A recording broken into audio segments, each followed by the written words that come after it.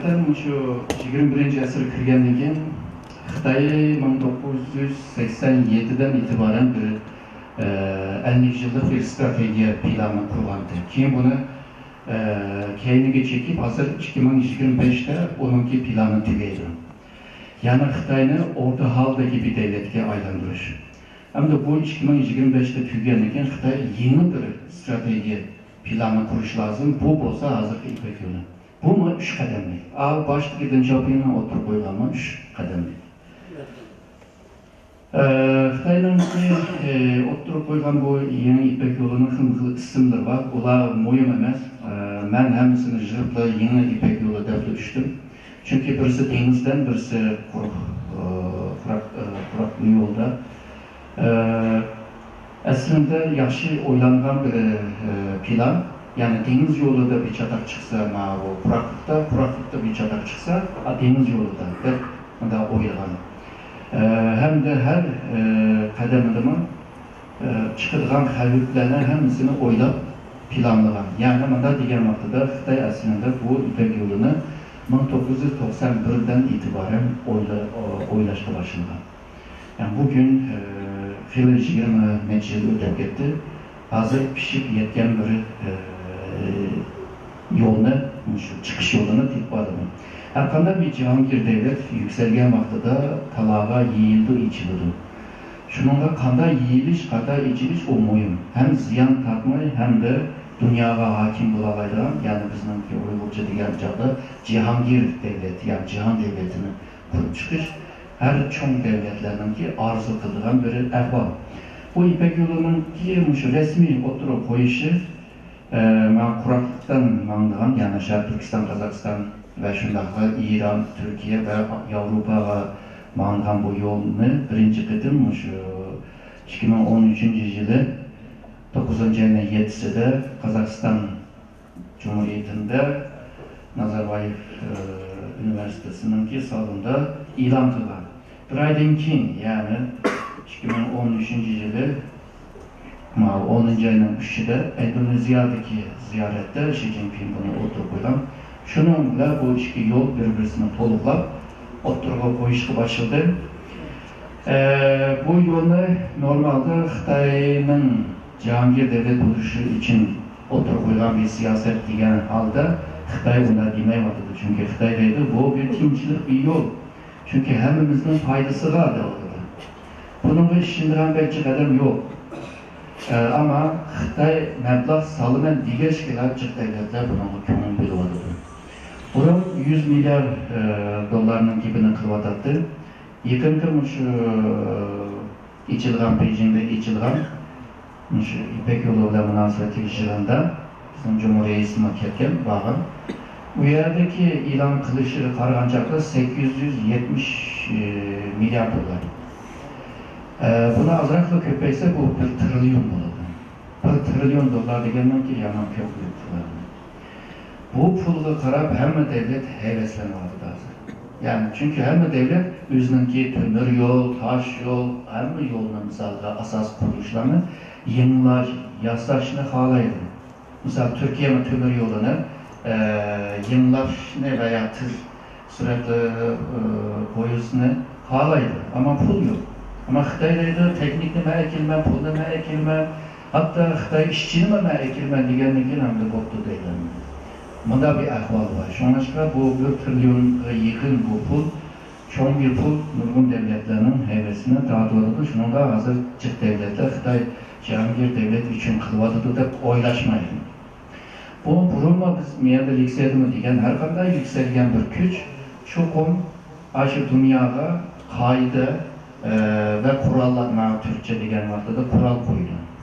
Kaydı, usullerini koydu. Arkanda Cihangir devlet mi başında kaydılarını koyuşlar tırışı. Kilolar mı yerine oturak? Jirahiyetten kelgen ekan. Hazır ma haritadagi qaragandim açık yol. O yuqoridagi siyq siziqlar bilan bu quruqlikda mang'an yo'l, tövendeki bo'lsa dengiz yo'li. Deniz yolununki yana bir uchi shu Qashqardan Pokistonni kesib, Gwadar portga tushadigan bir yo'l bor. bu yol yanıla Şarkı Türkistan bilen münasebetlik. Şarkı Türkistan'dan yanı şu kurukluk yolda mağdığan yolma yanı Şarkı Türkistan'dan kırıp çıkırır. Şununla Şarkı Türkistan Xitay'nın ki muşu, bunun dinkin ki Xitay'ını Cihangir devlet kılalaydıgan muşu planının en moyun, en negizlik yerde Şarkı Türkistan var. Şunaşka Şarkı Türkistan'ın tinçliği Xitay üçün naydı moyun. Şarkı Türkistan azraklı tinçlik bulmayla kalsa Xitay bu yoldan, Şarkı Türkistan'dan çıkamaydı. Şarkı Türkistan'dan çıkamaganligi Avrupa'ga erişiş mümkün emas bu mağul yolda. Şununla Şarkı Türkistan'daki ehemmiyeti Xitay üçün naydı nazuk hem de naydı moyun, naydı dağıtını yani bir seviyede. Hem de bu Şarkı Türkistan meselesini kanda hal kılımız diyen vaktada Xitay iktidai bir usluk var. Her kanda bir isyan çıksa, her kanda bir çatak çıksa bisimdiler. Bisim gücü vaktince.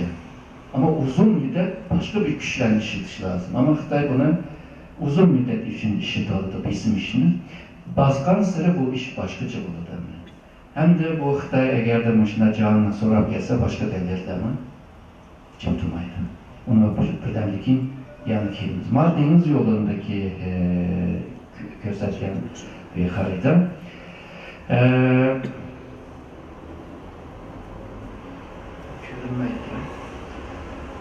Mavu Hindistan'daki Mavu şark taraftan Burma'a, Myanmar'a gidilen yollar var. Bu yoluna iç taşıyordu. Yani birisi Mavu Tayland. Dikkat kalır mı? Tayland'da uzun tüvergi, uzun camında küçük kalan yer var. Üyede mi bir kanal iç taşıyordu? Tayland'da bir kanal içi vardı. Pakistan'dan bir kanal içi vardı. Şununla deniz yolu da sen beni nerede tutsan, benimki Pakistan'dan çıkıyordum. Onun ki Mavu Myanmar'dan, Burma'dan çıkıyordum. Onun ki Tayland'dan çıkıyordum yollarım var. Sen beni tutsamaysa diye. Ama kurukluk yolda onda asan emesemdi. Bu mu Xitay'ın ki hazır planlanan yollarının biri? Yeni İpek yoluyla Kona İpek yolu okşamaydı. Kona İpek yolu Xitay'ın ki başkurulatkan ya da Xitay'ın yetekligen bir yol emez. Öz vaxtıda Muşu rayonundaki ticaretçiler aşı soğukka tavın çok sık çıkış lazım. Aşı sıkka çöllerden ötüş. Aşırı çöllerden su az emez mi o Trasya'nın ki bu coğrafya ve iklim yaman mürekkep. Aşında kıyınçılıklarını işip ticaretine başlattı. Bu ticaret bir küçük Xitay'da bir küçük Roma ya da Bizans devleti. Onun denkin işkiyle ayrılıp Şimali Afrika ve Avrupa'ya da içirildi. Ama burada Xitay'dan ki bu yeni İpek yolu übüzü bir vas buna icra kılavadıdı, üyüzü yeteklavadıdı ve bunun Yalvoz'da kervan yolu boğan olsa hazır taş yol, tömür yol, nipit yolu, arplan yolu ve internet yolu. 5 yolunun birlikte mamzıvadıdı. Yani bunda diğer noktada yeni İpek yolunun ki muhtevası tıhımı mürekkep, tıhımı koyu ve köp, burun kargancada. Hem de bu İpek yolu boyunca münasebetlik olan devletler normalde 26'da küstüdü ama çitişip bakan devletlerle birlikte 40 neci devlet. Şununla dünya nüfusunun ki 4.4 milyar dolar nüfusa ilgi oldu ve dünya nüfusunun %63'ünü Muş İpek yolu projektiye, layiheye kirgen bulundu. Dünya iktisadi gücünün ki 2.1 trilyon dolarını teşkil kılgan ve şundakla dünyanın ki iktisadi gücünün %29'dan %35'gice teşkil kılgan. Onun ki bu katnaş meselesi, hizmet meselesi kelgen çağımı dünyanın ki şu sahalara %23.9 yani 25 geçe bardadaydı. Mesela şu Avrasya'nın özü de yani Şarkı Türkistan'dan Orta Asya'nın İran, Türkiye, Avrupa şu yolun özü de bir yol emas, neçe yol bular. Hemen işlik kelgen çağda 81.000 kilometrelik bir yol. Şununla bu dünyanınki kelbisindeki iktisadi ve ticaretinin kaydelerine Xitay kolu düşürdü degende. Bundan keyin ticaret mi kılamsa, iktisadi hemkarlık kılamsa, men koygan o kaydeler iş kılsa deydi. Şunu kolu düşürmeyecek. İktisat ve ticaretini kolu düşürgenligi o siyasetini düşürüş asan oldu, yani ters olmaydı. Hem de Xitay'ınki hazırda iktisadi gücü ve xavfsizlik gücünü güçlendirmedi. Amerika ile seliştirip olmadı o toprak. Ama onunla karab minvadı da tırışmadı. Şununla kelbisinde Xitay Cihangir devlet oluşununki yolunu izlevadı. Bazı devletlerdeydi bu yalnızlar yüzününki iktisadini, gücünü mesela 2008'den beri dünyanın iktisadi, başta şu pul muamelesi krizi çıktı ki, onun için iktisadi kriz çıktı. Avrupa devletler hazır çıktı ki üzgü kilemedi. Amerika azrak üzgü geldi. Başka devletler az üzgü kelgen devletler ama Xitay bu hem devletten yaxşı %6.7 terakkiyat tızlığıyla minvatı. Ama bu minvattan iktisat ile birlikte kolu da kırpakan malla pek köp. Çünkü dünyada pazar taraldı, azaldı. Malını satamayın. Mal satamayın ki koldu kalır. Ama bu tızlıkını devam kılırsa Xitay'ın içinde başka bir mesele çıkıyor. Mesela tızlık düşük etken vaktada nurgun şirket yıpılıp gidiyordu. Şirket yıpılgandan keyin işsiz köpeydi. İşsiz köpeygendan keyin bular saraga kaytılgan yerge şehirnin içinde kalırdı. Şehirnin içinde cidel çıkıyordu. Yani cemiyet karakterlik mesele biri ahırı siyasi meseleye çetiştiren gibi. Devletin ki mukumluğu. Şunu da Xitay %6'nın üstünde tutup yeniş lazım. Ama işler çıkargandan ki koladı, mal kalıdı.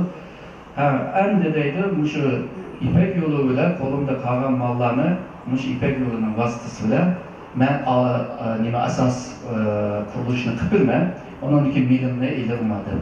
Ma koyda dedim. Şu an işte bunu Marshall planı da temkit kılanlama var. Marshall planını bilirsiniz, 2. Dünya Uğraşı'daki Avrupa pek veyran olup ketken. Hem de Avrupa işler çıkış kılış için yani hiçbir pulum yok, gücüm yok, işim yok. Amerika dedi ki, ondan olsa ben sizlerge pul berip turman, sizler kim pulunu bana kaytırıp berse. Ben sizlerge traktör berme, otobüs berme, o berme, bu berme, sizler muşnun bilen üzerlerini terakki kıldırıyorlar. Şununla misalga deyli traktör berdi. Traktörünü ağabeyindeki o itizde işleyen geldi. İtizde buzluk kalan çakta onunki Winkler diyen nezde yana Amerika'dan iniş lazım. Yana Amerika'nınki teknisyenler, injinerindeki buna yasak bir iş lazım. Bana diyen çakta Avrupa'nın ki iktisadi terakkiyeti Xitay, Amerika'da bağlandı diyen gibi. Amerika şununla çık Türkiye bağlandı. Çık nesline kolda düşegen oldu. Ve yüzününki kurup çıkan siyasi, halkara siyasi tüzüm, halkara iktisadi ticari tüzüm, halkara mutabiye ya da xavfsizlik tüzümünü kurup çıktı aşının küçüldü. Şununla Amerika Cihangir devlet oldu.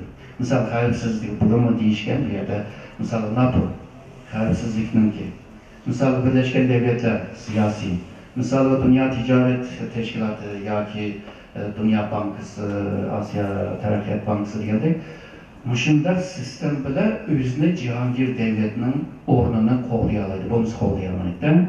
Şunu Amerika'nın kılgan Marshall planını Xitayma kılıvadıdı degen gepler var. Ama jığıp kelgen çağda Xitay'ın şu İpek yolu sizlerge pul salıma, mende pul var. Burunki Cihangir devletler koludaki nagan bile, küçük bile sizlerini bozay kılıp sizlerge kelgen ama ben undaq emas, ben iktisat ile kilovatımı, ticaret meblağ salı mende kilovatımı, şununla menden ensirmisamın buludu degendek, aşına geplerini değişiler birlikte ortak takdir, ortak niyet, ortak nişanda bundan neslerini koyuyordu. Bunun kandak kılıdığı degen vaktada siyasi cetten bir-birisiyle maslış lazımdaydı. Ondan keyin yollar bir-birisiyle maslashish lazım deydi. Ticaretin yolları bir-birisiyle maslashish lazım deydi. Ticaret kadar maslashish degan joyda her devletin ticari kanunları var. Bu kanunlar bir-birisiyle maslashmagan vaqtida o'ng'ay ticaret qilib bo'lmaydi. Shuni maslashtirish lazım deydi. Pul ekishini. Misol deydi, men pul saqlagandan keyin Xitoy puli, renminbi, bundan keyin dollar, euro degan ashlarninki yerini elish lazım deydi. Yani Xitay'ın pulu dünyada aylangan vaqtida Xitay dünyanınki pul muamelesini kontrol ostiga alalaydi deyildi. Onun keyin deydi, bularni yetmeydi deydi, xalqlar arasında mı yürek bir-birisiyle bağlash lazım deydi. Hem de Türkiye halkının yürügiyle Xitay'ın halkının yürügi kadar bağlandı. Rus'nunki bilan Xitay'ın kadar bağlandı ya da İran'ınki bilan Katar'ınki kadar bağlandı mesela. O ayrı bir mesele yani o'ng'ay mesele emas ama Xitoy bununla tirishib en başta bu yerga saldigan pulning 100 milyar dollarchilik ifoda qilgandi. Keyin shu Xitoyninki cho'ng bankalarma bizma shu yardım qilaylik pul solaylik deb e'lon qildi. Undan boshqa shu fond bor bo'ladi, fond, banka emas, fond.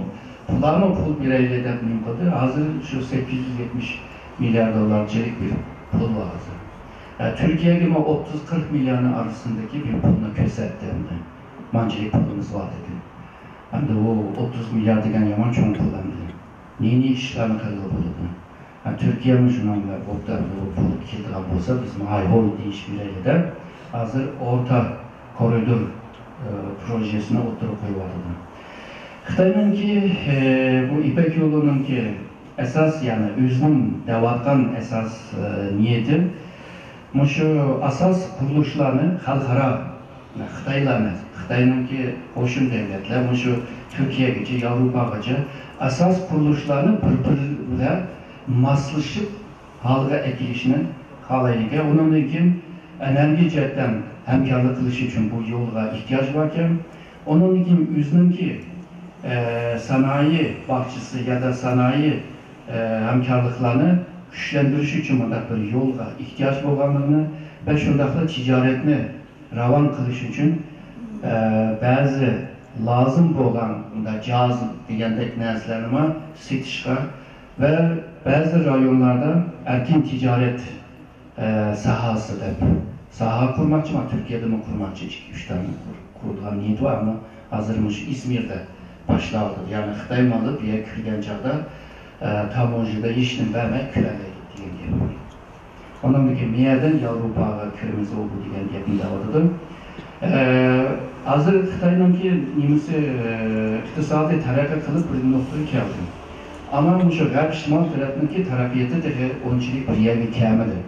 Şu başka bu İpek yolu ile Garb Şimal'ın keyneti kırpılış ahvalını mı özgertiş için bunda oylayotganligini ve şundaqla Şark ve Janubi Şark Xitoyninki o terakki qilgan rayon bilan G'arb Shimol terakki qilmagan rayonlarninki saviyasini bunda o'xshash holda ekilishninki qo'ydiga. Ondan boshqa bu Manchuriya rayoni bilsizlar, bu Xitoyninki en baştaki sanayi rayoni.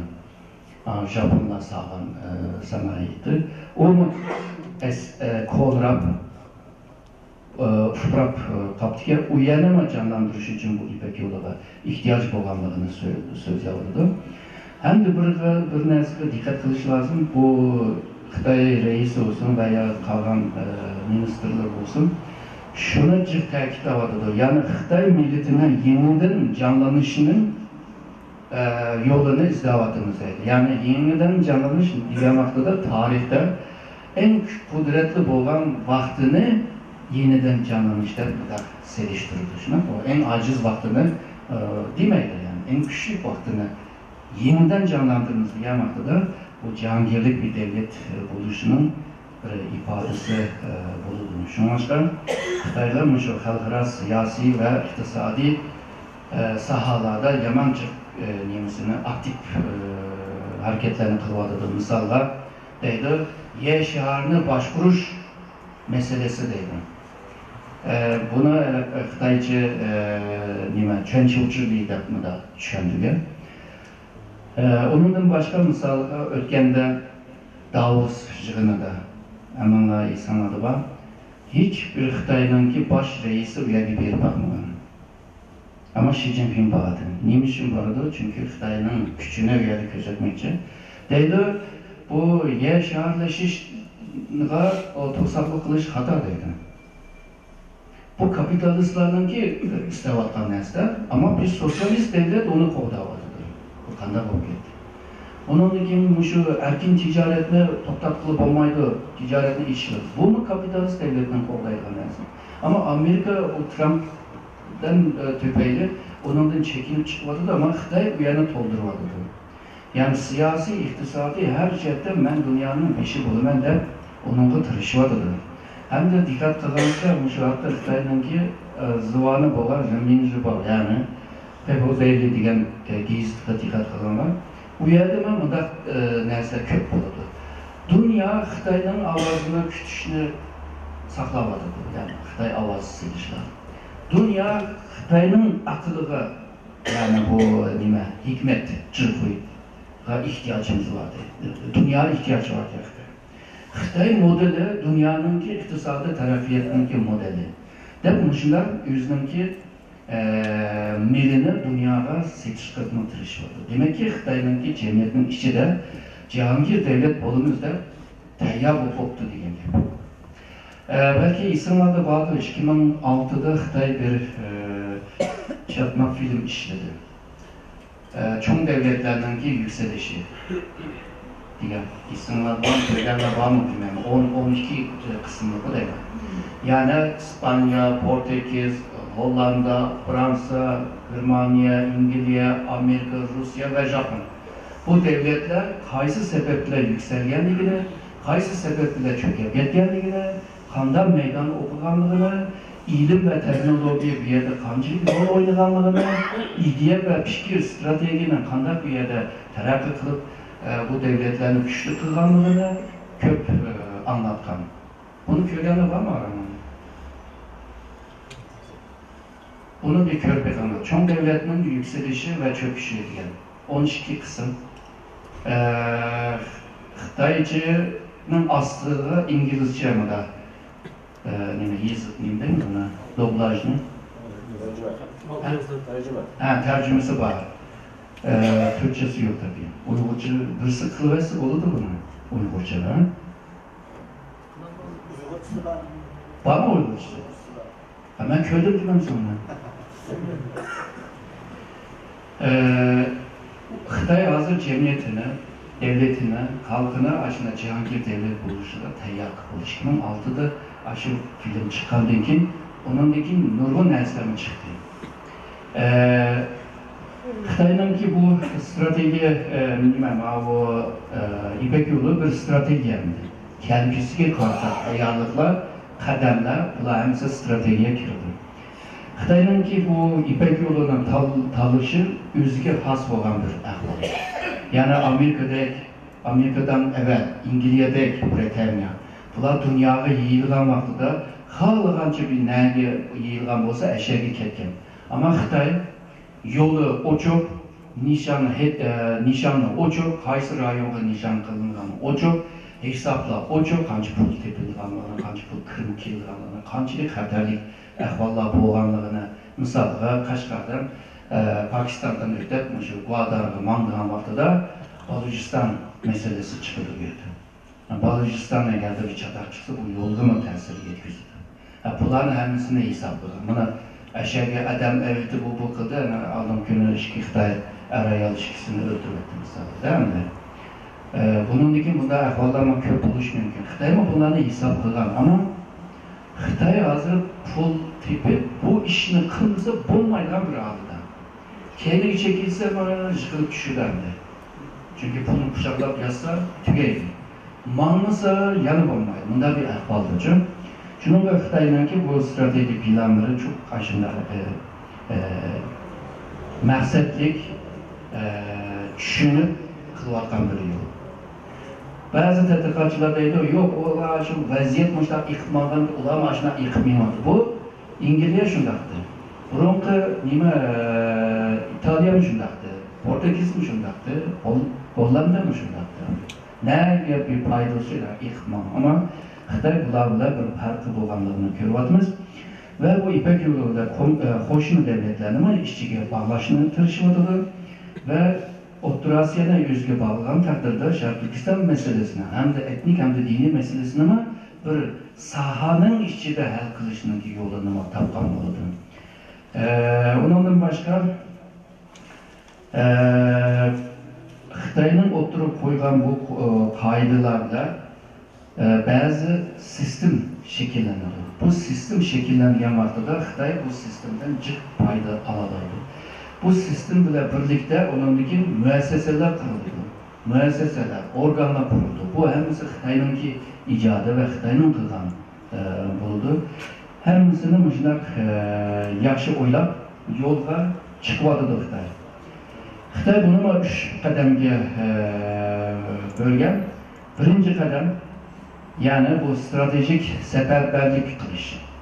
Yani dünyaya uqturuş, yüzünü halka uqturuş, haklarını celip kılış. Bu 2013-2016 arasında kıldı bunu. İkinci kadem boğan olsa strateji plan kılış.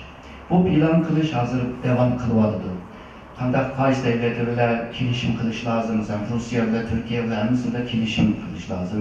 Onun bu kilişim karab, onundaki bazı düşünce, fikir, pratikte, nezariyede boğan bile pratikte boğmayılanlarını ölçep, hem ne kılvadı. Hazır bu 2021'de şu yolunun ki içilişi için tırışırken, onundaki 3. basmış olsa 2021'den, hatta yüzü baktı, 2021'den 2049'a Xitay emdi stratejiye ne emelge aşırış basmışka kırdı ve Cihangir devletke minişinki yolu kırgen bulu demdi.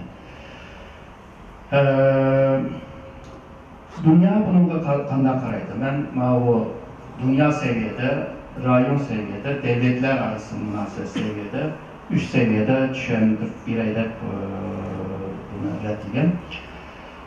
Xitay misalga kandaktır halkara tüzüm ekilidir.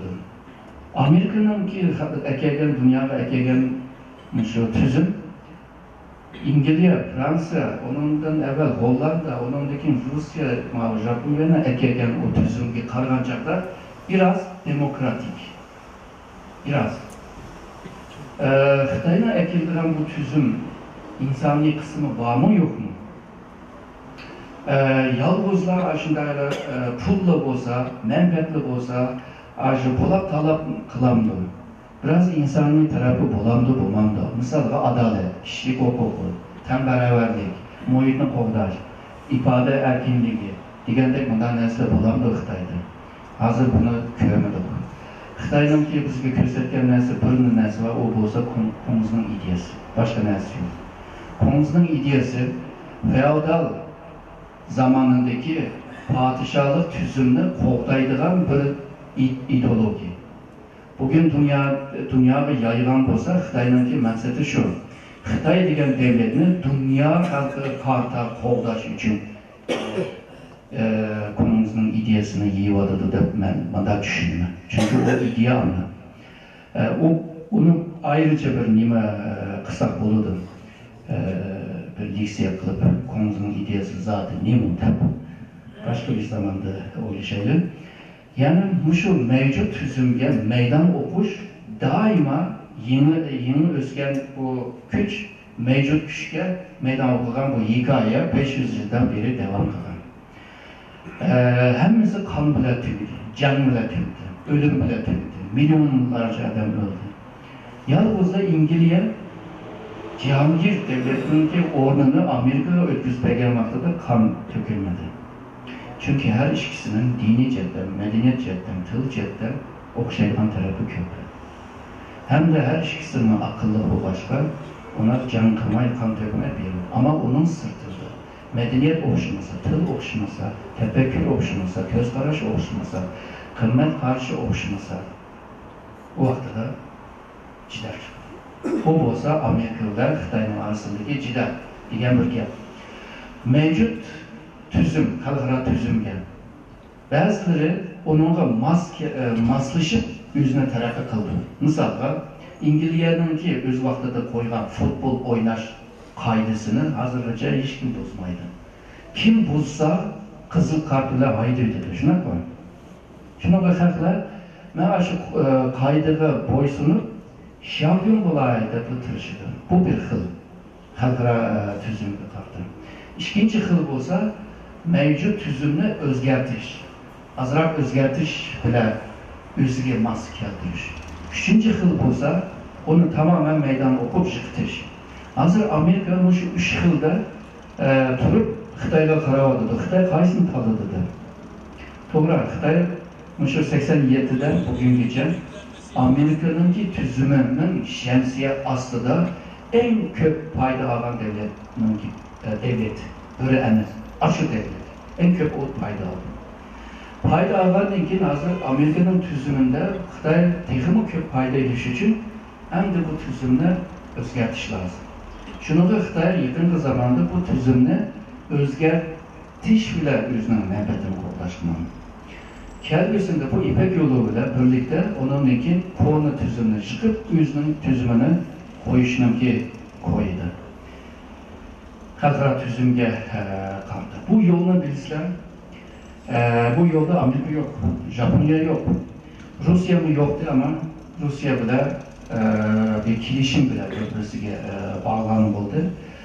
Xitayning manzur etgan bu yol aslında Rusya'nınki 20. yüzyılınki beşide sağan o nurgun pul bilen, nurgun can verip sağan Transsibirya tömür yolunun ki rakibi bulup kaldı. Burun halklar Avrupa ve Asya'nda mangan vaxtıda poyuzlar ya kişi ya da mal. Mangan vaxtıda aşı Rusya'nınki tömür yolunu işittirdi. O yoluna oturup kelgenler buldu mu? Belki çoğunluğa bağlı onun burun düzgün. Ben başı yolu demangan Transsibirya ile Moskova verip onun için Şarkı Avrupa'nın hemmisine ayrılıp çıkar. Sen mi? O yolga karta bir rakip olmalı. O Rusya onu olmaydı der mi de ama amalsız. Ama Xitay onun da Rusya'ya azrak menfaat belgesi yanı olmaydı. Ondan çıkıp kelgen çağda Tübendeki Hindistan, Şark'taki Japonya ve onun tekimi şartında ya da tekimi garipteki Amerika o İpek yoluga karta bir narazılığı var. Bulutma şu Xitay-Pakistan münasebetinden tüpeyli Hindistan onunla naraz. Şununla bu yeni İpek yoluga Hindistan pek hoşal emez. Yani kıytılmaymadı. Yani yakında Mavi Şanghay Hamkarlık Teşkilatı'na aldı. Ağam bile yanıldı. Hem işgal oldu diyen geblemez. Çünkü Şanghay Hamkarlık Teşkilatı birini bir içki deydiğen bir teşkilat emez. Naydı gevşek, naydı mı da nimdeniz boş bir teşkilat. Üyede bir işini kılış ona onay emez. Şununla müzakere kılıp hemimizinki kubul kılalaydıgan bir neslerde birbirisiyle kilişidi, kalan yerlerde kilişemeydi. Devam kılayım. Xitay 100 yıl evvel başkıçıda 100 yıldaki mıdav kaldı. Bana Amerika ejderhanın peşinin tılını düşüp alan yerde peşini iyip durdu. Şuna koy. Onunki yanında ama Japonya'da Samo nimdeyimiz? Muşlaşçıdayımız var. Muşlaşçıdayımız. Samurayımız mı o nime? Samo. Başı iyi vadıdı. Hemimizi başı iyi vadıdı bana. Xi Jinping ejderhanın peşini sılap turdu tövende. Yani artık Xitay cenabını sorayımızda oldu. Diyen bir resim, sızgan bir resim. Yani garipliklarının ki Xitayga doğan bir xil ensireşini bu resim bile köstü oldu. Ensireydiğen tarafımı var çünkü Xitay hazır dünyaya seylatkan meblağ ve Amerika'nın dünyaya seylatkan meblağ. Bu yalnızda pul emez. Teknoloji, kural, bilim, hemmisini diyen vaxtıda kızıl boğan kısmı Xitay, o kök boğanı Amerika. Yani şu resimde köylü oldu, Xitay Amerika'nı yetişip kilvadıdı diyen gibi. Bunun birisi tepsili bir cedvel ile çıkıp durun. Amerika qanday bir teşkilat qilgan bo'lsa, Amerika'nın xalqaro tüzümünü qo'llaydigan o müesseseler var bu. organlar nimni qurgan bo'lsa, Xitoy ma shuni to'g'rab qilyapti. Ma jadval biraz kichik bo'lib qoldi. Ma'vu texmi asan bilinchidir. Yani ma sus rengdeki bo'lgan Amerikaning qurgan tashkilotlari ya da g'arbliklarning biraz quyuq rangda bo'lganlar Xitoyniki quryapti. Yani sen bir narsani qursan, men shuni. Sen qurib ojizlig'ashqa men sening yeringni to'ldirman deb qilayotganligini ko'ryapmiz. Amerika bununla qanday qaraydi degan vaqtida Amerika boshida Xitoyni yaxshi qaratdi 2009gacha. Ama 2009'da 11. ayda Obama'nın Xitoy ziyareti vaqtida arasındaki münasebetinin qanday jirik bo'lib qolganligini ko'rib bo'ldi va kelajak yani 2010 yılından itibaren Amerika siyasetini o'zgardi ve Asiyaga tekrar qaytish degan bir stratejini yo'l qo'ydi. Yani Xitoy 2010'dan itibaren Amerika'nın stratejik rakip oldu. Ve bugün aşı rakibini bitirebilmende tırışıldı. Obama'nın vaxtida şu İpek yoluga karşı bir TPP ve TTIP degan bir iki teşkilatını kuran. TPP degani Asya Tinch okyanusida Xitoysiz bütün 22 devletini ichiga olgan bir iqtisodiy jamiyat. Shuningda Xitoy o'zining rayonda qo'shni devletlarla ticaret qilishni asan qilmaydigan bir plan. TTIP degani mana transatlantik Amerika ve Avrupa bu kıtadagilarning qurib chiqargan bir iqtisodiy hamkorlik tashkilotiydi. Bu ikki tashkilotninki iqtisodiy kuchini yig'sak, birisi 45, %45, birisi %40. Yani %85'ni qo'lda tutadigan vaqtida Xitoyning %60'si aciz qoladi. Bu vaqtida Amerika yana kuchli bo'ldi. Efsus bu her iki plan amalga oshmadi. Hem Amerika Kongreden bununki ruxsati chiqishi biraz qiyin bo'ldi. Hem de hozirgi Trump teşkilatı, hükümeti buna etkes kıldı. Hem de bu yolla içildi, Xitoy ham devam. Kilovatı da hazır Türkiye'ye oldu hem de. Bu Xitoyni raqibda ko'rgandan yeni tipdagi qurollarni ishlab chiqaryapti. Yani bunun ishlab chiqargan qurollar emas.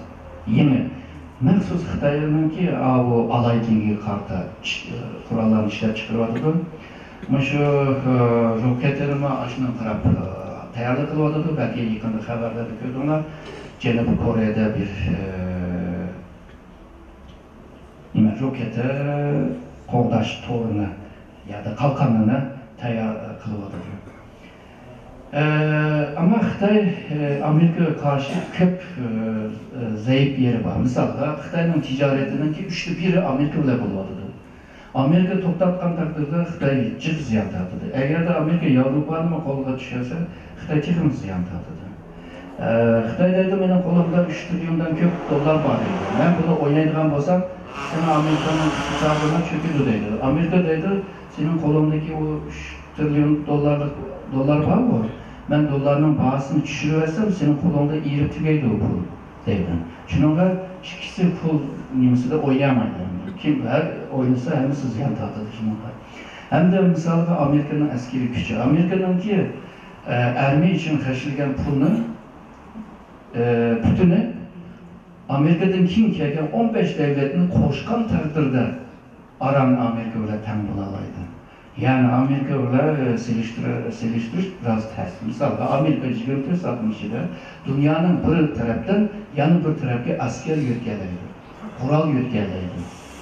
Arablar yetkalaydi. Hem Xitoy qilamaydi. Xitoyninki urush arablarni mesela Türkiye'ye kelish uchun cho'qim Pokistonda ya da İran'da bir konuk kemisi kelamaydi. Ondaqda dengiz yolida uçak kemisini denizde mandırmak lazım. Araplarını toşuş için. Ama deniz polisinin işleti 4 tane planı var. Bunlar hem de bununki denizde ayrılan ki Xitoyninki Arapların uruş gücüne muşu Akdeniz'den Avrupa'gacha ekemisi olmaydı. Çünkü bu ebediyen iki yolunun xavfsizliğini qo'g'dab qilish uchun Kurukluk yolda çokum arıplanga ihtiyacı var. Deniz yolunda çokum deniz kemilerge, uruş kemilerge ihtiyacı var. Bunların tayya kılmagan takdirde İpek yolunun xavfsizliğini qoğdaydigan işinin güçü yok dedim. Yani Amerika ile siliştiğin çağda xili keynede yani. Amerika mın keynegi çekilsiman ölgen, tövge, koydun çoğun degende Amerika yanıga bütün dünyanın en çoğun güçü. Meyli teknoloji cetten, eski cetten, şu marif cetten, teknoloji cetten hemsinde bir üstünlük var. Yani Xitay'ın ki bu yere yetişiş için en az da 30 yıl ve 40 yıl ihtiyacı var. Ama Amerika eğer de yerinde tutmazsa başka ama tutmayanı teraka kısa Xitay yeni yetişemeydi de oylayın. Hoşun devletlerine rahatsız, mesela Ebemen degende Rusya'nın ki aşıkul kara renkle sızılan Transsibirya yolu. O yolda bir rakip şekillengen buludu. Rusya bundan biraz narazılık var. Ama çandırmaymadı. Ondan başka Xitay'ın ki etrafındaki meyli, Japon olsun, Kore olsun, Malezya, Endonezya, Filipin, Hindistan bu devletler hemisi Xitay'ın ki bu projeden, Mavi İpek yolu projekten biraz narazılık var. Çünkü Xitay eğer de iktisadi güçünü hemmesinden monopol kılıvalan takdirde bu devletlerin ki zihniga bulduğanlığını. Meyli bu ticaret, iktisat, mavi malını satkanda ziyan tattım ama al malını satkanda payda aldım deyip düşensime ama güçlengen bir Xitay başka nesini kılıvadıdı. Mesela Japonya'nın ki Senkaku degen bir aralını yani Xitay'la Diaoyudo degen o aral menekideydi. 1830'dan itibaren Japon'un ki idari rayonga kirip olan bir rayon, bir aral. Ama Xitay'da ondan evvel bizdeki atı boğumuz eşekte konup kalganke deydi. Şununla bizdeki deydi. Hazırki halkara münasebeti onda bulmaydı yani. Tarihi nemeler, menbeler bugünkü halkara münasebet halkara kanunlarda mahkemesi onu rastla işletil bulmaydı o menbelerine. Misalga deyip, o Indiyanlıklar, şu Amerikalıklar hemisi çıkıyorsun. Çünkü bu yer degenin ki 1800 yıldan evvel bizimki dise bu kandak olurdu. Misalga değil mi? Halkara kanunga karaş lazım. Bunu kılgandan ki Tayvan mı meniki de Tayvan'da mı popozluk kılgandan ki şununla Moğolistan kokuşu başladı. Burma kokuşu, Myanmar, Vietnam kokuşu başladı, Kazakistan kokuşu başladı. Kore mi kokuşu başladı. Çünkü tarih okugan, Xitay tarihini okuganla belki biliyordum. Xitay tarihinde her yükselgen bir sülale çokum şu Kore'nin işgal kıldı. Şununla Kore'nin davradı, bu yanı Xitay'ı yükseliyordu, yanı işgal kılandı. Şununla Xitay'ın ki terakkiyetiyle birlikte başka bir xatarlikni yaratıyordu. Hoşun devletler bundan rahatsız olanlığını görüyoruz. Hem de kirayla Türkiye ve Xitay münasebetinde bu İpek yolunun ki meselesi. Aslında 2015'te başlayan iki tarafının ki bu meselelerini müzakere kılış için 2015'te başlayıp 2016 bir yılın içinde çakkan tızlıklarla arasında bu İpek yolu da kilişti yani hemkarlık kılışının ki. Bunun ki sebebi ne mi degen vaktada bu kurukluk yolda meniş için iki yadro bir rayon var. Can alıcı değil ama Türkçe'de. Birisi Şarkı Türkistan, birisi Türkiye. Türkiye bulmayı durup Avrupa'ya erişemediğinlerinden birimiz. İstanbul Boğazı. Şarkı Türkistan'dan çıkamasa bu eşedili bulundu. Çıktı değil, Türkiye'de takılsa yani Avrupa'ya erişemedi. Çünkü onun məqsədi Avropa pazarında Xitay pazarını bağlamaq. Bağlandan da onun için Xitay güçlü, iktisadi güçlü olalaydı. Hem de Türkiye için qanday bir tallaşılır var degan vaqtida, misalga Türkiye öz aldığa Məmur İpek yolu projektini quralayma o bu deb öz aldığı qurub Xitayning yolunu to'g'riyalaydi. Yani Xitay sen manga chiqarib bir payda bergan taqdirda men o yo'lni bermayman. Türkiye'nin hazırki iqtisadi, siyasi ve kalan teknolojik güçler buna yetmeydi. İkinci xil tanlaş olsa, Türkiye, Azerbaycan, şu etraftaki koşun devletlerle G'arbiy İpek Yollar Cemiyeti de bilinasını kurup, yani Xitay böyle temin olaladı. Üçüncü xil olsa, Xitay'ın ki İpek Yolu projektiga karşı maslış bir iş. Ama Türkiye bu üçüncüsünü tanıdı. Şunun da bu Ottura Koridor projesi de ona bir isim koydu.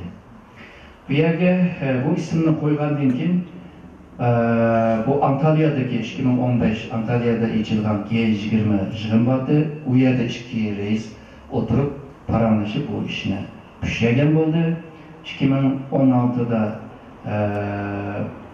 yani şu G20 Xitay'da içilgan birisi Gongju'da. O yerge birip ondan keyin iki lider yani texmi bunu çoğunlaştırışga tırıştı.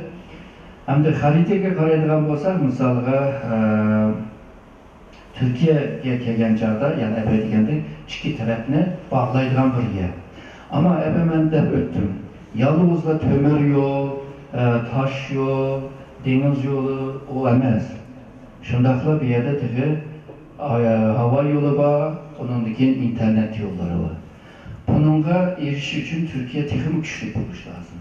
Türkiye hazırki hava yolu strateji cihette neydi nime küçük imkan boğuca şu şark ve garbninki geçiş yolunun konup tekrar küçülganın merkez alığı geliştirişi vardı. Bir misalı biri, misalga Amerika'dan Xitayga mamaqçı değil ya da Avrupa'dan Xitayga mamaqçı. Ama Avrupa'dan Xitayga mamdıgan adam qanchalik? Deyli ma 381 adam toşudu ama aram 150 adam toştu. Ondakta bu Avrupa'dan ziyan tatıdı, gidip gidiş. Ama Avrupa'dan Türkiye'den Xitayga mansa, bu vaxtada Avrupa'nın Türkiye'ye kilgan veya Türkiye'nin etrafı kilgan devletlerge Türkiye'nin Avrupa'nı düşünür. Türkiye merkezli, müşündaki 5 saatini hesaplagan çağda bir çember sızsan, bunun da 50 nece devlet kirdi. Yani küçük devletler. Hem de Xitay biraz uzak, Rusya'nın içi var. Şunu da Türkiye'ye kirip Türkiye'den takılış. Şundakla yani Türkiye'ye jığılıp Türkiye'den Xitay'a gelmiş. Türkiye bunu kılıvadıdı. Şununla aydınlık köpeydivadıdı. Şununla korkmay arıklan ilvadıdı, arıklan kiralavadıdı. Bunu kodu tutmak istedi. Ama Xitay'daydı Şark Türkistan, Kaşgar ve Ürümçi muşur roluna oynaş lazım deydi. Şununla 2006'dan itibaren Ürümçi'deki aydırımını halkara aydırımına aylandırdı.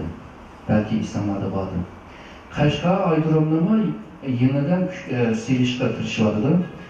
Ma bu Suni Emra'dan aşı rayonga qaraydigan bolsanglar, hem Ürümçi'ninki aydırımı kengaytırlaydigan nimeler var ki, kem toprak var ki. Kaşgar'ınki müşündar ki. Yani bazı yerler var, o hata tanınıp durup, keyin taraqqa qilgan chog'da qilamay tog'lar tursa bo'ldi degandek. Ama ma'ni Kaşgar ve Ürümçi'ni müşuna bir xalqaro aydırımga aylantirib, Türkiye'nin rolunu almoqchi.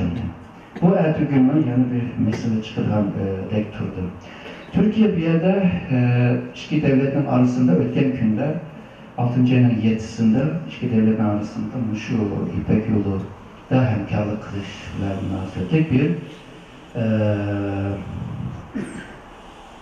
indeyimiz mutabakat ninde koyulacak. Anlaşma. Bu da Türkçe. Kelişimnamıga imza kıldı. Meyda ministerlerinki ve Cumhuriyetinin ismi var köydülerinin. Bu 3 yıllık bir kelişim. Eğer de yaxşı minvadı dese yine devam kıl. Yan bir 3 yıl. Yani yaxşı minvadı dese yan bir 3 yıl mamlı. Eğer de yaxşı mamlı kalsa iptal kılıyor derler ki her iki tarafından biri. Onun için yani birkaç maddeler moyum. Xalqaro kanunda belgilenen maddelerge qarab chiqamiz. Bu bir. İkincisi, Türkiye'nin G'arb bilan bo'lgan o kelishimlarga qarab Xitoy bilan munosabatni taraq qilamiz degan maddeler var.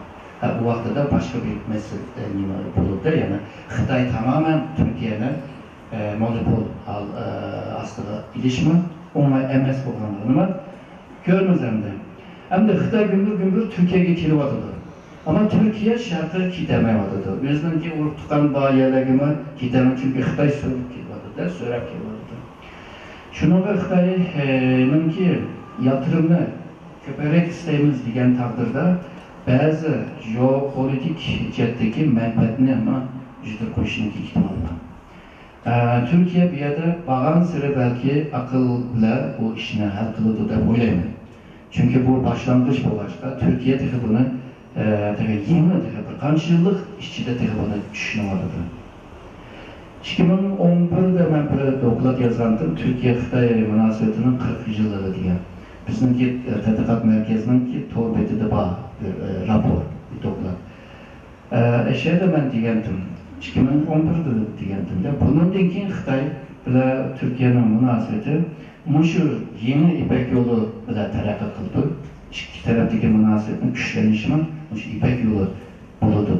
Ama 2011'de de yeni İpek yolu diyen yapı yoktu. 2013'te peyda buldu dedim ama Xitay'da bağdı bu kendi. Türkiye'de yeni asla yolunu tabudu da oylamayın. Bunda bir münasebette Xitay ile Türkiye yıkınışı vardı. Uygurların ki ahvalı neyim olduğu diyenden de. Muşu diksiyonu izcil izleyenler, yani köylerler belki bilirdim. Bununla da kilovatladım. Hakkında bir devlet özündeki âli menfaatini oylaydı en başta. Onun için Uygurlarınkini oylaydı. Hem de bugünlerde şu âli menfaat baldırığı çıkıp aldı. Şununla Uygurlarınki ahvalı ikinci planda çıkırmadı dermemiz buna hissetiyordunuz. Ama buna mani vermeydi. Akıl hemen imini yinalaydı da bu yadımın çıktı değil. Türkiye'nin ki bunun için ki Xitay siyaseti tehime realist bir siyasetke ayrıldı.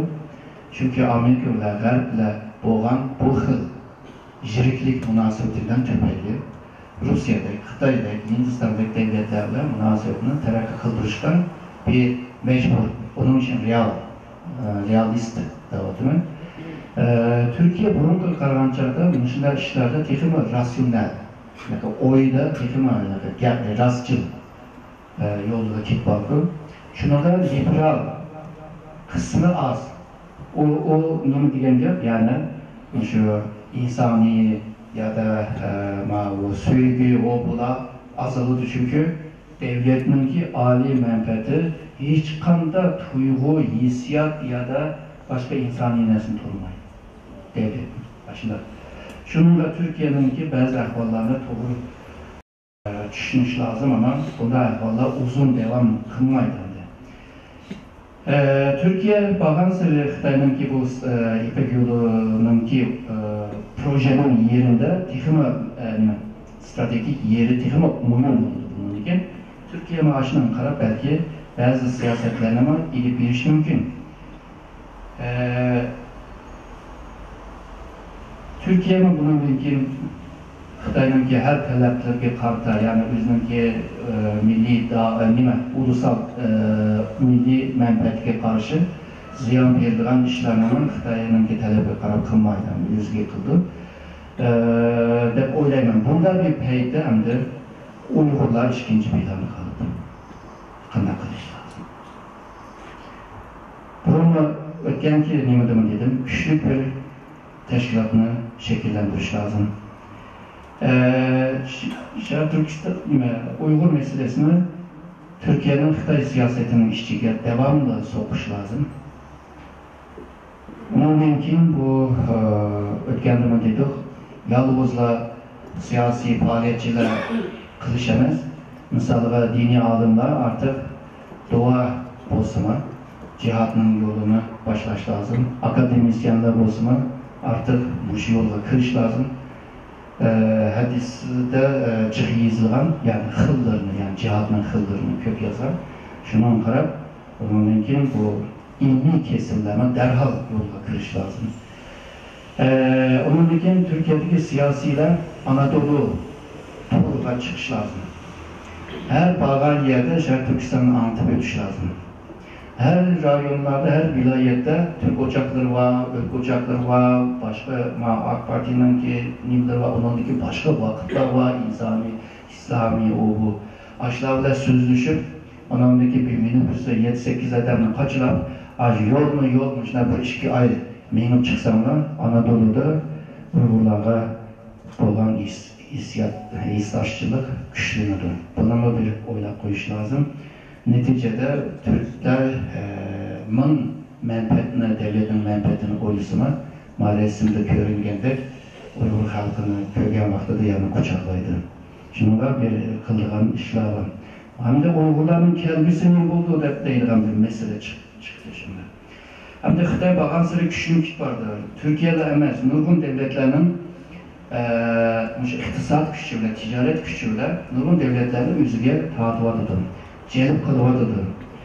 Teşkilatlarının ki, sırttaki teşkilatlarının işini tekimi acizlaştırvadıdı. Misalga Uygurlar hazırdan başlapla memleketin işçi tarafından başlaydı. Hazırdan başlapla siyasi merkezden jiraklaştırvadıdı. Hazır Uygur bulup emeldar olanın sanını bağan sıra hazırladıdı. Parti kurultayı ve halk kurultayıga katnaşkan Türkistan heyetinin ki 20'den az Uygur bulvadıdı. Bu aşını gösterdi. Onun ki iktisadi merkezlerine jiraklaştırmaktı. Ülkendime misal beğendim, misal 2016'da Xitay'da 500 çok payı var ki. O 500'ün içinde 12'si Şarkı Türkistan'lık ya. Ama henüz Xitay. Uygur yok. Demek iktisat merkezden jiraklaştırdı. Xitay medeniyetini Uygur medeniyetiga bizim işitip onu kabul kılışka tırışvatkanlığını ve şundakla Uygur medeniyetini yani kültürünü acizlaştırışka tırışvatıdım. İslam'ı Xitaylaştırış, İslam medeniyetini Araplıktan jirak tutuş diye bir yapılarını payda kıldı hazır. Yani İslam universal emez. Xitay'nın bir İslam'ı buluş lazımmış. Yani Xitay'nın İslam. Onun Xitaycı İslam. Onun için bu bizdeki dini örf adetlerimiz, dini medeniyetlerimiz ne Araplikten kögeşken, Araplikten jiraklaştırış diyen hükümle yardım dini ceddeki bisimlime aşı bisim bonusuma burunda başka bir yerde etkit vardı yani. Ondan başka şu siyasi iktisadi medeniyetin üstünlüğüne özleri üstün boğanlığından takımını Uygurlarını ters görüş. Ve şunlarla yana milletçilik tuygusuyla Uygurlara karşı ayrımcılık kılış. Yaratmazlık, sırküyütüş, o bu, yaman köpük etmezdi. Onun için bu Xitay nüfusunu bir yere yötkep demografik deydi var. Nüfus tamponluğunu bozup hazırmış Şarkı Türkistan'da Uygurlarını asanlık milletine halığa ekip koydu. Yani özümüzden ki Atabağımızın kol koygan rayonda özümüz asanlık millet bokulu vatımız. Çeteldeki teşkilatlara, Uygur teşkilatlara karşı bu İpek yolunun paydasından nemiş kıladıdı degende yani onundan paydanın Xitay 3 baskışıyla kelivadıdı. Birincisi Ottur Asya'na kolu düşürüş. Bununla düşürüp olan, bunu birimiz bu. İkinci kolu düşürülen yer Türkiye ve Müslüman dünyası. Bunu asla kılmadı.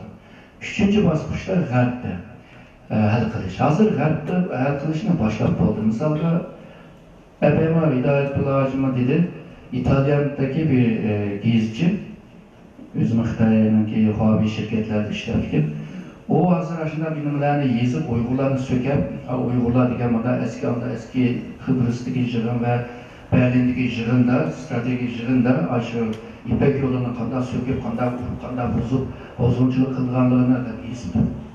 Onu az der, İtalyan'daki parlamenter ezalarından Dolkun İsadeklerini İtalya'ya kırgızmeslik için nime sunuptu talepname. Eğer de aşı kongreden kabul kılın kalgan olsa Dolkun'dan onu İtalyan kıremedi ama kaldı. Xitay yalnız İtalya'da emas. Başka devletler, mesela Fransa'da, Avrupa'da kılan ekan, dava kılalaydigan adamlar bunundan keyin mağamaydan alıp keldi. Davani eşede boğupla öldürelaydi. Misalga Interpol'a arz kılıp, bazı Uygurlarının ki hareket kılışını taraltış, yani hareketsiz halı ekiliş. Onun için bazı devletlerin kanunlarına müracaat kılıp, misalga Türkiye'nin deylen, Türkiye'nin şu şahsi mi, Türkiye'nin ki mahkemeye arz kılalaydıgan hakkını verdi bu çetelliğin içinde. Şununla Xitay kopup, 17 Uygur'un üstünde bir şikayetnameni sunalaydı. Savcı ona görüp, onun ki ona sotyalaydı. Xitay'da ona ahval yok ama Türkiye'nin muşundak nimesikten paylanıp, misalga hazır Abdülkadir Yapcan'ın ki tutuluşu var, Xitay'ın ki erzisi bile buluyordu. Bunda yollanımı işitiyordu. Ondan başka bu devletlerdeki Xitay iktisadi gücü bile bazı devletlerin iş adamlarını üstüge kolu uçuyorlar, bazı parlamentler siyasilerin kolu uçuyorlar. Buna hem pul hem burun leksiya sözlügen vaxtıda akbaratını anlatkan tokuşu vaxtıda Xitay ayal şpiyonları kandak çetelliklerini, umuyum haklarını kandak kolu uçuyorlarını anlatkan açıkın pul yollarla özüge tatıvaran bu adamlardan faydalanıp aşı devlette Uygur teşkilatları, Uygur şahsiyetlerine bizim işitişindeki yollarını izlevatkanlarını, hatta bazı devletlerde kirişini məni kiliş var. Misalga Birleşken Devletler'e burun dolgunla kırıp o küreşlerini kılattı. Hazır Birleşken Devletler'in darvazından kiremeyse diyen halı ekip oldu. Yani Xitay oynamadı da. Hem de Birleşken Devletler'in nurgun organlarını kırıp üyede təsirinde yetkisi oldu Xitay'ın. Misalga başka yolları var mı? Var. Türkiye'de cinayetlerine kaytırtırış diyen bir kilişimini imza kıldı. Bu kilişimden tüpeyle hem de Türkiye'den bazı adamlarını ekiteleydiğen halı kireleydi. Onun için bu Xitay'dan Türkiye'ye adamını alalaydı, o şeşke. Onun için bir günü karayımız İstanbul'daki Taksim'de uya moyum yerlerde Xitay sakçı çağırıp yügenleme körülüğünü başlayımız. Bu İtalya'da, Fransa'da birkaç devlette başladı. Bu kilişim bile anonike aldığımızda Xitay sakçı oluyor. Türkiye'de körülüğünde ahvalları kaldı. Mesela Xitay hazırdıca şu Abdülkadir Yapcan'ın şu ben sana bulmaydı, ben sana buladı, hazırdıca. Vazgeçmeye vakıda.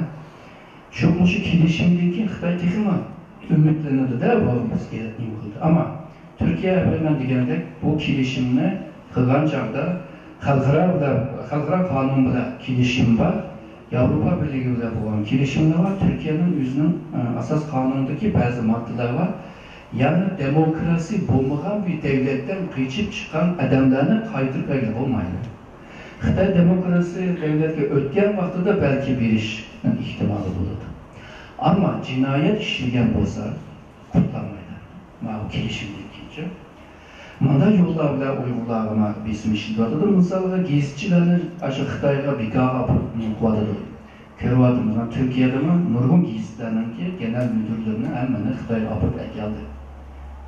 Ama bunlar cem durup yazmaya vardı. Olmasa dolgun kaldırış lazım der bu Xitay'a bir ülkeye gelirken ama köremedi o dolgun kalkmadı yani. Muşularla, gezicilerin yazılan yazılarıyla birlikte Uygurlarla yaşavatkan o devlette Uygurlarla düşmanlık atmosferini yaratışka tırışıyorlar. Yani bana diyen çağda Uygurların ki işi kıyınlaşıyorlar. Bunda bir peyde bir neslerini kılış lazım. Birisi derhal bu yol haritaları sızılış lazım. Yol haritanı ilan kılırsa ve halkara okuydu. Hem halkara bunu okup bularınki işi, buların yolu muşukiye, kademe muşukiye düşen durmaydı. Uyghur halkıma bunu okup, ha to'g'ri, ma yo'l ma'bkanda, ma'ayrimda olsa deydi. Bo'lmasa yo'l bo'lmasa adamning peşi gangrab qoldi, tushunammi? İkincisi ideya yaratish lazım. Shunday bir ideya bo'lish lazım ki, hem Uyg'urlarga yoqadigan, hem de Müslüman ve Türk dünyasına yoqadigan, hem de en üstte dünya halkıga yoqadigan ideyada bo'lish lazım ki, elbette Xitoyning qilgan o siyaseti, ilip bağlan siyasetiga takabul turalaydan gap. Yani birisi kimlik. Uyg'urlar zati kim? Qanday bir adam? Mesela 3-4-5 kelime bilan, hukm bilan anlatalayımızmı? Ya da 3-4 Uyghur degan joyda qalbimizga 3-4 tane kelime kelamdi. Bu kimlikni yaratish lazım. Aş kelimelerini bekitish lazım. Bu bizim kimlik. Bunu xalqaroga bunday to'ntirish lazım. Xalqaro bizni bilgan taqdirda undan insanlar hissashilik qiladi. Bilmay qolsa bu ishlar qiyin bo'ladi. Ama memleketning ichidagi vaziyatlar bağımsızı kıyınçılıkla kırıldı. Hem de hamma kesimlerge çekinmadıdı. Bunu ondan emezdi. Hemimiz bilimiz bu ekvar. Ama çeteldiğine Uyghur teşkilatlarının gücünü acizlavadıdı ve içiden bölünüşme başlavadıdı. Kandaktır ki memleketin içi şunda kıyınçılık bulvarsa çeteldekiler birleşememelidir. Tarihte bunda ehval naiti kök. Ama bu işçi naiti bozulmadı da teşi tekimi ittifak oldu diyen misallar tarihte pek az. Ve aşırı olan milletler tarihte yok etti. Şununla bu tarihten ders iliş ve bu itikadınızı güçlendirip akılınızı işitip bir yola çıkışının zamanı geldi. Hem de o ağlayanca bir yolda çıkıp vakrap çakrap kılış hakikaten ziyan tadılgan bir iş. Misalga biz teşkilatınki dokulatını okuyduğun olsak şundacık işini kılıvetkenliğini görürüz. Eğer bunu 20 yılda uzatsak o sana tüketkili olmayı da kılan işlerini. Ama ben şunu demem. Ünlümü ne mi oldu? Davanın ki tarafiyetteki bir faydası oldu mu? Nime bile ölçeğimiz? Bir nesne ölçeş lazım bu. Onun kim bilemez? Nime bile ölçeğimiz? Ölçeydiğen o ölçek nime? Yok. O vaxtıda biz eğer de bu strateji yollarımızın sızalığa da eşeğdeki maddeler ölçeğidir. O ölçelgenliğin kim? Onun kim bilemez. Mesela bir müşter yuvan bir dastı su var ama kaç kilo olduğunu bilmeyiz. Ama bir ölçek buluş lazım. 1 kiloluk, 1 litrelik ölçek. Onunla ölçügende su kamçılığını bilmez. Biz onun kılamı başka. Davamız boş kit vardı. Atkan boşla boş, atkan kadarına boş ve kılan işlerimiz boş. 60-70-80 yaş kırgen canlı akımızda ne okurak baksak mangan yollar hemsi boş. Şununla Allah'ın verdiğin akılını işitiş, naitim oyun bir meselede oylayman. Çıdap durup beni anlamaları için köp rahmet edin.